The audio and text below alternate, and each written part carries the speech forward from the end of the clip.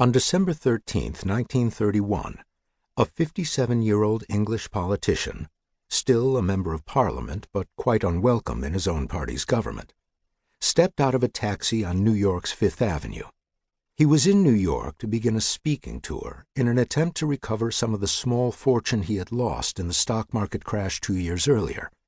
Being English, and perhaps distracted by his troubles, he looked the wrong way down the avenue and did not see the automobile that, traveling at about 30 miles per hour, knocked him to the pavement and dragged him for a spell, cracking some ribs and slashing open his scalp. Had he died, he would be remembered today by a few historians specializing in early 20th century British history. But he did survive. His name was Winston Churchill. Almost 6 years later, on May 20th, 1937, another Englishman awoke before dawn and moved out of his uncomfortable quarters in a trench on the front lines of the Spanish Civil War in northeastern Spain, not far south of the Pyrenees Mountains. Though serving as a soldier, he really was a writer, a minor author of mediocre novels that had not been selling well.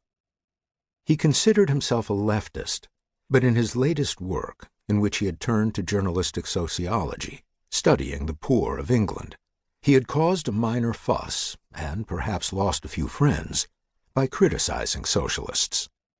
Still, in Spain he was serving as a member of the pro-government socialist forces of the Spanish Republic.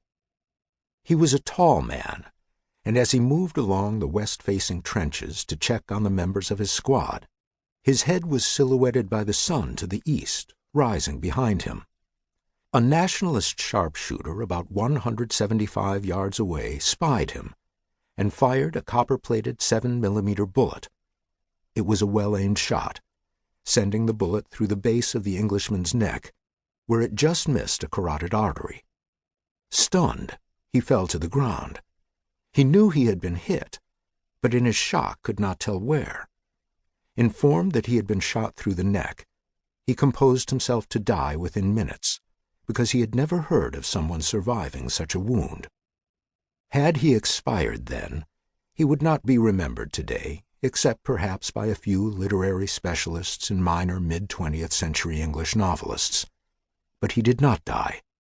His name was Eric Blair, but his nom de plume was George Orwell. On the surface, the two men were quite different. Churchill was more robust in every way.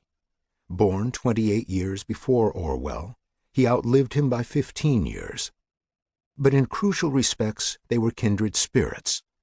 In their key overlapping years in the middle of the century, the two men grappled with the same great questions: Hitler and fascism, Stalin and communism, America and its preemption of Britain. They responded with the same qualities and tools: their intellects, their confidence in their own judgments, even when those judgments were rebuked by most of their contemporaries, and their extraordinary skill with words. And both steered by the core principles of liberal democracy, freedom of thought, speech, and association. Their paths never crossed, but they admired each other from a distance, and when it came time for George Orwell to write 1984, he named his hero Winston. Churchill is on record as having enjoyed the novel so much he read it twice. Despite all their differences, their dominant priority, a commitment to human freedom, gave them common cause, and they were indeed vastly dissimilar men, with very different life trajectories. Churchill's flamboyant extroversion, his skills with speech, and the urgency of a desperate wartime defense led him to a communal triumph that did much to shape our world today. Orwell's increasingly phlegmatic and introverted personality, combined with a fierce idealism and a devotion to accuracy in observation and writing, brought him as a writer to fight to protect a private place in that modern world. One hazard in taking a dual approach to the two men is that Churchill is such a loud and persistent presence. Look at any key event of the 1940s, and he is there, participating in it or speechifying about it, and then some years later writing about it.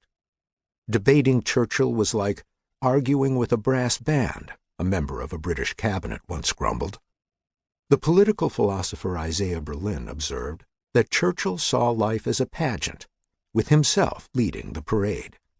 "I must say I like bright colors," Churchill once wrote. "I cannot pretend to feel impartial about the colors. I rejoice with the brilliant ones, and am genuinely sorry for the poor browns." Together in the mid-20th century, these two men led the way, politically and intellectually, in responding to the twin totalitarian threats of fascism and communism.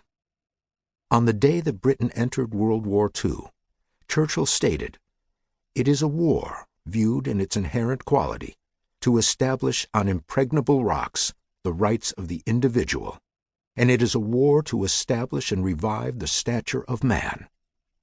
Orwell expressed the same thought in his plainer style. "We live in an age in which the autonomous individual is ceasing to exist," he fretted 2 years later.